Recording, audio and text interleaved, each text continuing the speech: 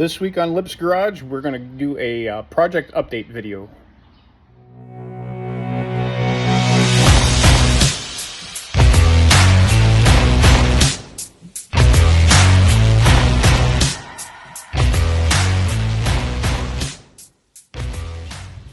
I've got a little more editing to do on some of my most recent videos I plan on releasing. So for today, I'm going to go through and just do a few minute update of what I've been working on and the condition that they're in at the moment.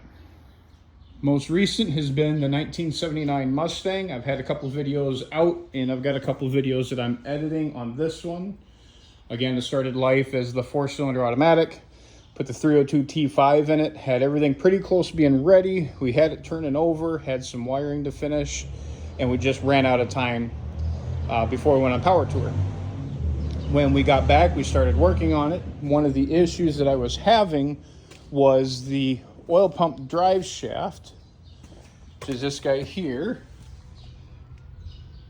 getting it in through the block and into the oil pump. So when we got back, we decided the easiest way to get that to happen was to pull the front cover off and actually get in here and see what we're messing with. And therein lied a few issues.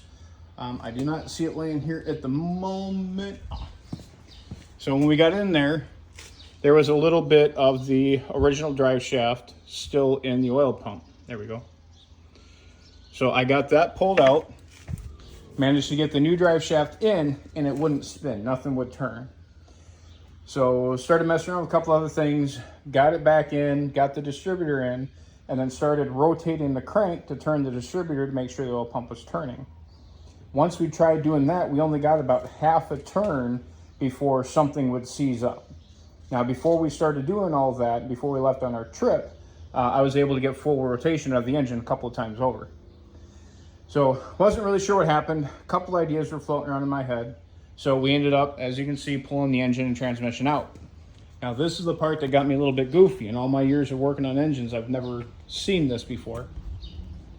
So we got it up. I pulled the oil pan off just to make sure there wasn't anything in the pan for some reason that would be hitting the crank and locking up the crank, like maybe the other portion of that oil pump drive shaft.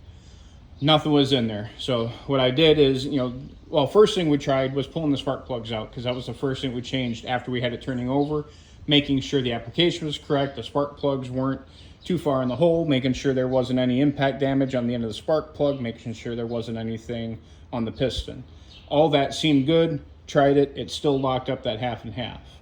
All right. Then we pulled the engine and we pulled the oil pan off just to make sure everything looked clear.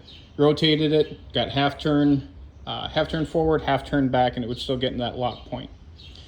So we just started going one by one by one. We ended up pulling the driver's side head off. Same thing. Half forward, half back. Pulled the passenger side head off. Full rotation. So there's something going on in that passenger head for some reason that was limiting the rotation of the engine. Before I take the heads off, I made sure all the push rods were free, all the rockers were free. There's no binding up anything in there.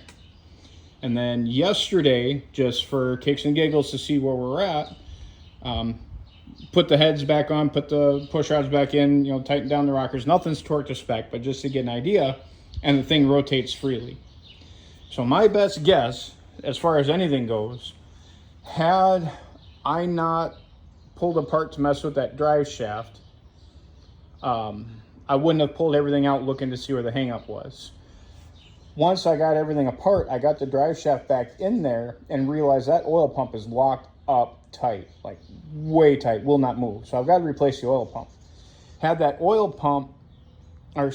I not found the issue, or had the issue that I had to strip the engine apart to find for turning it over, I never would have realized that oil pump was locked up. I would have jammed the piece in there, put the distributor in, and fried the motor.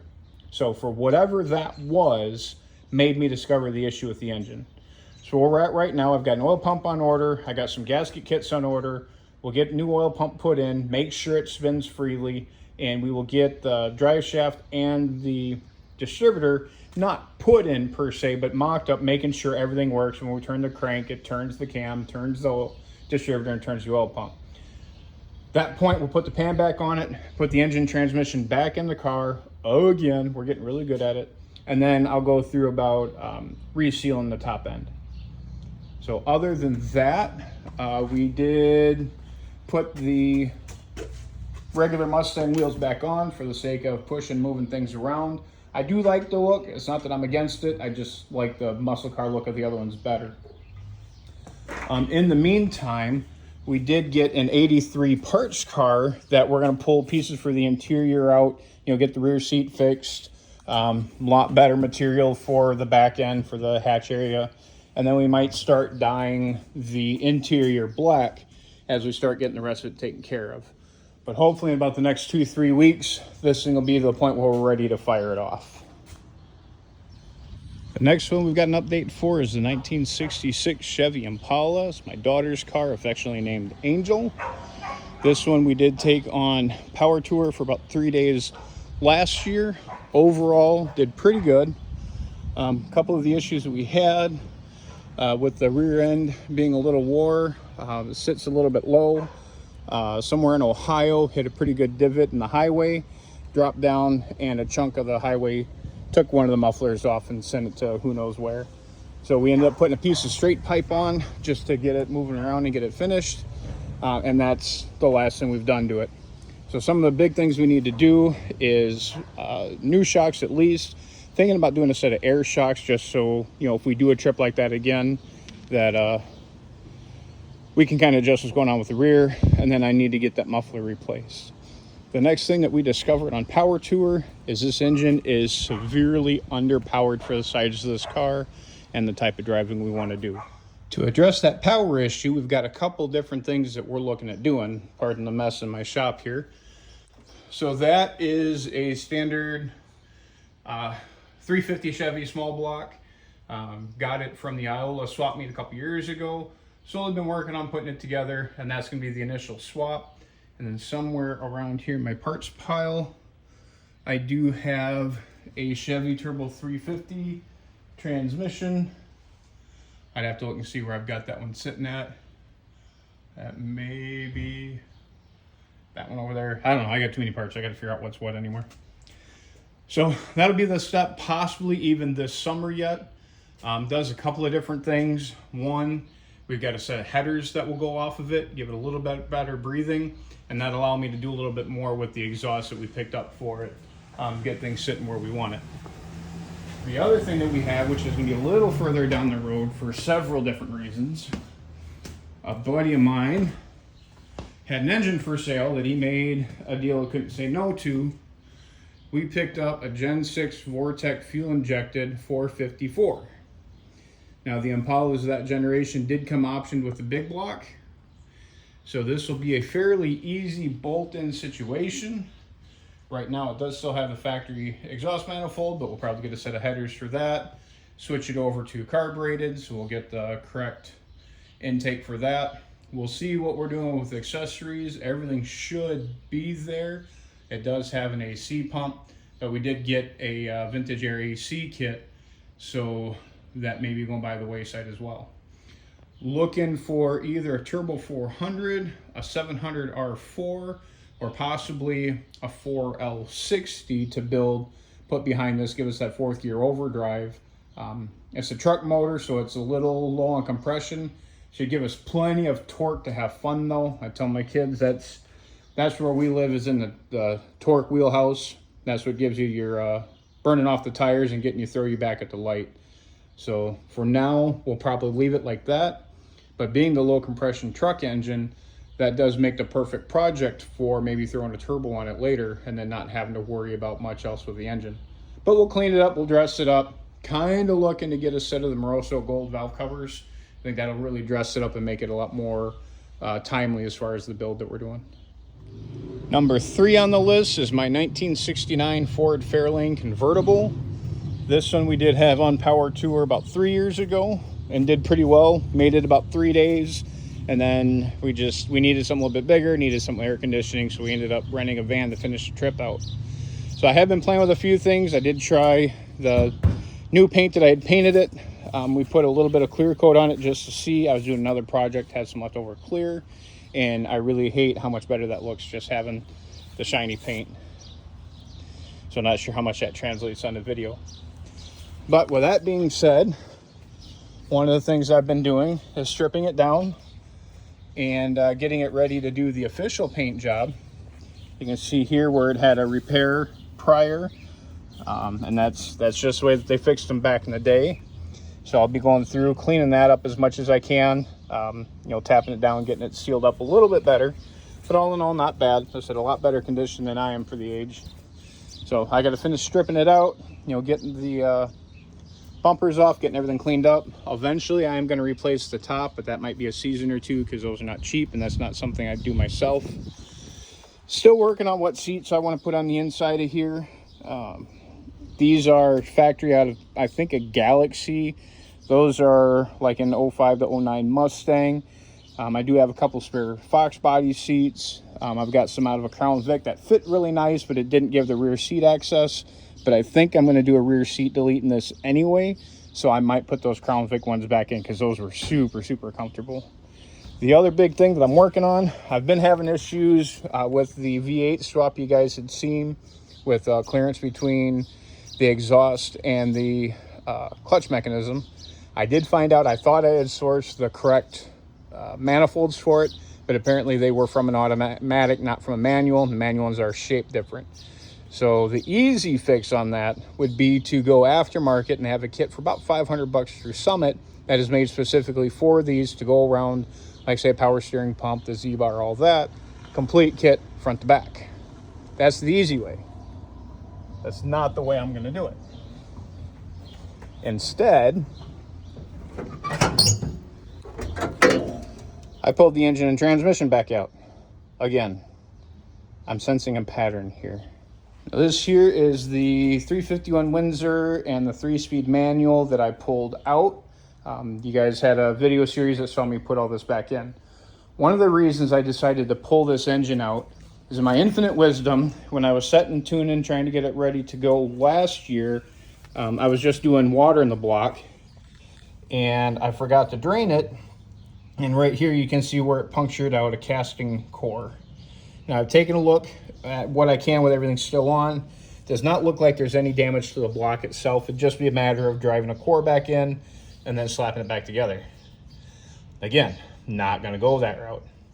So this, I believe, was a 1974 block, if I remember by the numbers. Trying to remember where I got it, and I don't really remember. But I did put an aftermarket camshaft in this one, what is unofficially called a stage 2 cam. So something better than factory, but not full race, just kind of wake it up, have a little more fun. That's this guy.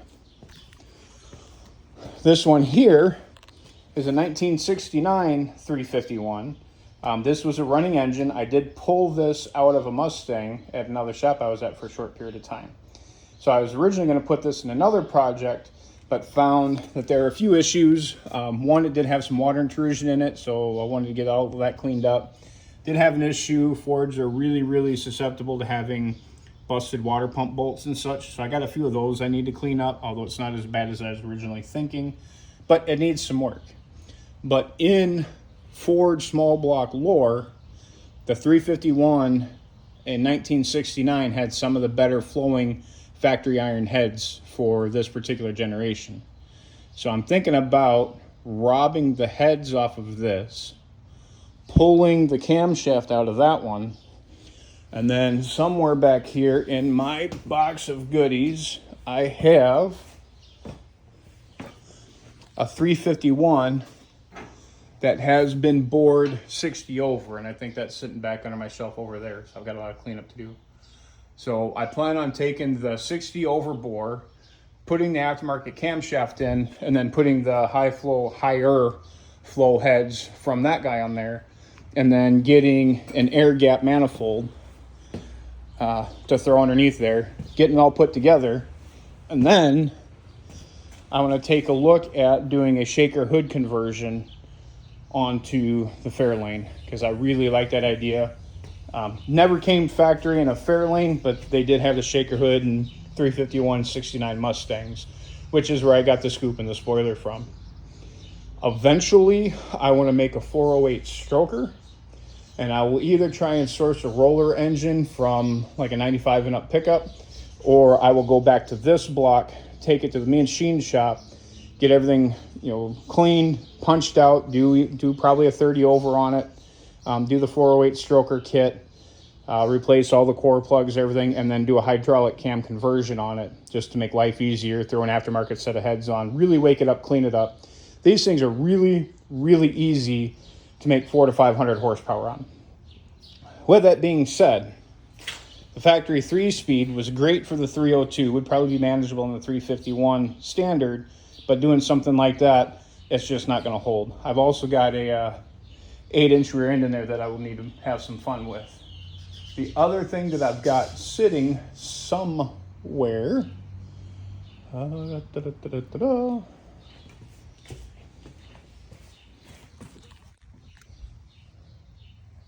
right there, I have got another T5 5-speed Ford manual transmission.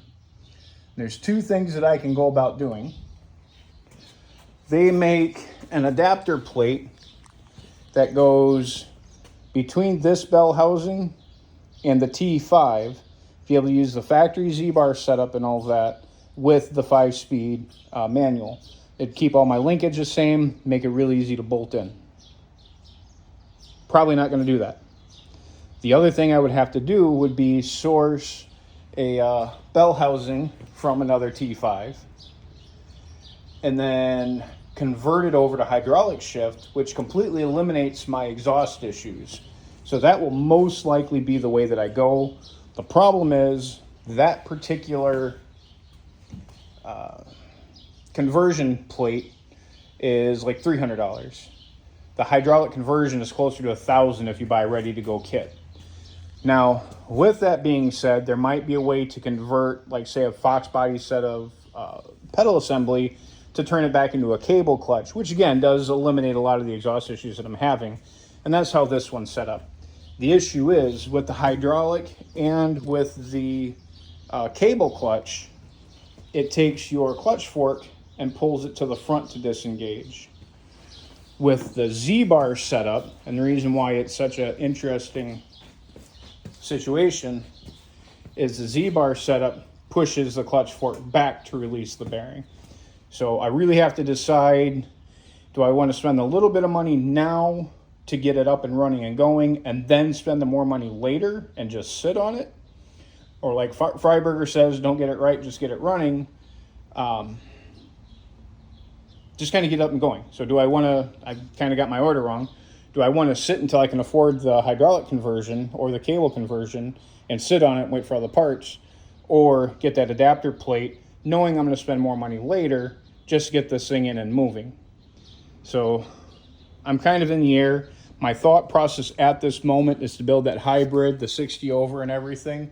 Build that, slap the 3-speed bell housing, the adapter plate, the T5 in it, just get it up and going. And then when I build this guy, then I will go with the hydraulic, probably the hydraulic, because I've been having a lot more knee issues lately. Do the hydraulic clutch option. The third option on that project that I'm considering, but not sincerely, is to put like an AOD behind it, just make it automatic. That eliminates a lot of the issues. I have one here with the correct bell housing. I have everything to slap it right in together. The only thing I'd have to do would be some drive shaft modifications, which would be about the same as getting that adapter plate, and that would eliminate the problem with my knee. But it's really hard to go from a manual to an automatic, especially in a nice fun car like that. Although with the 4-speed automatic, does make it a lot easier in traffic and road trips and stuff too. So still some decisions, but I think I know what way I'm gonna go there. Project number 4 is my 1955 Country sedan station wagon. You guys had seen on a previous series where I removed the factory Y block and I test fit a 351, actually one that I've got over in the other shop. Test fit in here, had everything lined up, had everything snapped in, and from there it just kind of sat. I pulled the engine back out of it again, kind of went back and forth on a few things to do, priced out all brand new glass, did a little bit of cleanup. I do have a different dash. I don't remember if I've talked about.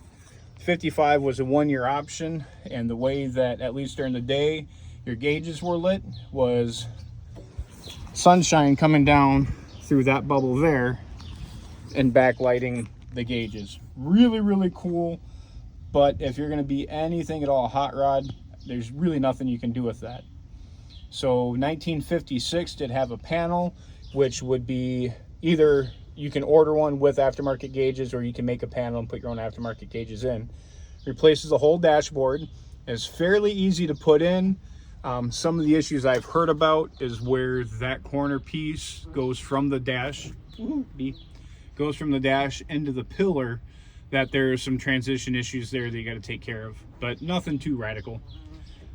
Also, I was considering doing a third seat back in here, but one of the I should say parts vehicles that I got to put this back together was a 1956 Country Squire, and instead of being a parts vehicle, it's too good a shape, so I'm probably going to build that one. It does have all the trim for the wood paneling, but I'll probably put the third seat in there, and I'll build that one to sell, because I think that'll be a lot bigger feature there. And with the kids being, you know, older, maybe not road tripping with us so much, this will probably end up just being me and the wife's cruiser. So again, I was playing around with putting a 351 in here. It does get a little bit tight, can be done, but does get a little bit tight. I was also toying with the idea of putting a 302 in here because they're a lot easier. I think what I have settled on for the moment, I do have a pair of 390s in the garage, and they do make another adapter plate to put the newer 6-speed automatic transmission behind an FE. So if I take that 390, you know, see if one of them are good, ready to go. One of them wasn't. It was completely locked up. I had to completely strip it out. If the other one is in good enough shape, they will bolt into here. And from the research that I've done, if you take the factory Y-block engine mounts and just rotate them side to side, I don't remember if that moves the engine forward or backward, but it moves it just enough to essentially bolt one of those right into here. So that's kind of what I'm thinking about doing. I would leave the patina alone. I might do some shine juice. I've actually had a conversation with Derek from Vice Grip about which one would be correct for what I'm trying to do. And other than making sure that none of these trim holes or anything would lead to any further rust or deterioration, I've got 1 or 2 spots in the roof line I wanted to take a look at. I don't remember where they are off the top of my head, but I think this would be a really good cruiser. Throw again vintage AC in here. If we're not going hot rod, I would keep the factory dash if I can make everything work, replace the lens and everything. Just keep it closer to original. That's the factory heat and AC system. It's actually Magic Air is what they call it. May not be air conditioning actually, but I would put AC in here. Sorry, my camera's getting out of focus. That centerpiece is the radio. I do have another one. Don't know if it works or not, but between the two of them, I could probably find a way to make something like that work. Otherwise, I would do a hidden stereo somewhere, maybe under the seat, because I like my music when I road trip. This one does have the factory clock option, which does not work. I've been on the lookout for one of those. Those are really hard to find. I do have a supposed to be factory visor, 55 to 56 Ford. I have zero idea how these things mount up. And there's here in the corners, and there's something there that's supposed to, I think, adjust the angle. So I'd have to do more research on how that actually mounts to the vehicle. But these here, it might be a matter of like bolting this to the car, bolting these to the car, and then mounting these to the, I don't know, I'd have to do some more look at it. So I like the idea of the visor. The wife is kind of about it. We'll see. Keeping the factory style rims, doing fat white walls, but again, leaving the outside the same. I did get some roadside Mexican blankets that have a coloring that I think would match this really well. I would do definitely as a headliner and maybe as the door panels, and if there's enough material left over, because I haven't been able to find any more than the ones that I have, I would possibly do the seats in it. I might have to do the seats in something else, but I think the coloring with it, the kind of Navajo Mexican style, I think that would work really good for again, door panels and headliner. But this one hasn't made a whole lot of progress since you've been on it last. And last but certainly not least is this guy here. This is a 1983 Mustang GL, I believe. We got this one as a parts car for the 79, mostly for interior stuff. The guy made us way too good of a deal to just take the whole thing. This one you have not seen on a video yet, but this is going to be my latest ran when parked video, which will hopefully be out in a couple of weeks. But since we've got it, we did take off the factories and put these 4 bolts I had from another project so we could roll it, because the other tires were just completely shot. We did have to cut the gas tank out of it, so it'll be running off a gas can or a fuel cell or whatever, to see if we can get it to run. It is an automatic transmission. It is a 3.8 V6, which was kind of unique on the Mustangs for a couple years. Didn't do it for very long, but otherwise it's going to be set up real similar to the one that we have. I was kind of taking a look. The underpinnings look pretty decent. We have been having an issue with the rear end, where either the rear end spider gears or maybe the transmission is giving us some issues. But I did a little bit of research, and for a couple of years the 7.5 diffs on these did have a track lock differential, so that might be what I'm fighting with. But we're going to get this off the trailer, get it back over to the shop, and eventually see. It won't stay that way, but we'll see if we can get the engine running, because supposedly it ran when parked. So those are some of the main projects that I've been working on lately. I do still have my one special project that I keep teasing about, which is hopefully almost done. Every day I'm doing a little more work, a little more recording on, and that will probably end up being the entirety of next season once I get those videos. I need to get a better editor, make things a little more fluid, just because apparently I am not very good with that. So we'll see how that goes. But for now, again, those are the 5 main ones I've been working on, as time and budget allows. So we'll see what I have coming up for next week. As always, if you feel comfortable doing so, give a like, give a subscribe, give a share, leave a comment. I'll answer what I can. If you got ideas or plans or thoughts on any of the projects that I've got, something that may help me with what I'm doing, leave them down there. So I always appreciate those that watch, taking time out of your day to kind of view what I'm doing and support my channel. And until the next time, you guys be safe, and we'll see you later.